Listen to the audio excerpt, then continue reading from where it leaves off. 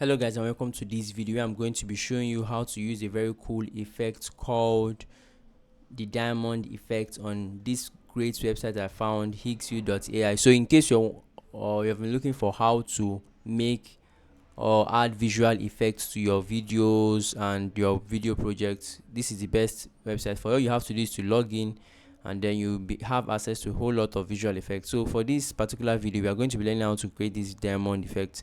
So just log in, click on visual effects, scroll and choose the diamond effect. Here you'll be brought to a page similar to what I have here, where you would see samples of videos created using this exact um, effects.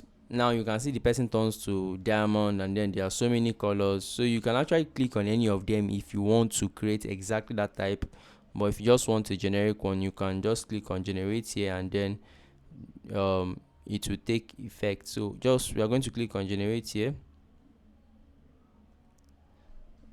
So generate should bring us to a page where we can upload our image.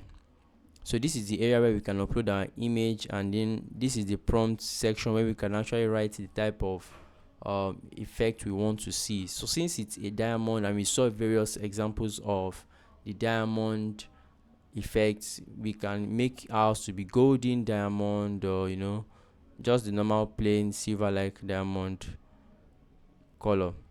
So we can also use ChatGPT if we want it to be precise, but I feel this is okay. So once you're done inputting your prompt here, that is optional. So you can now go on to click on generate here. Now Higgsfield Light is for people that want to use the free plan.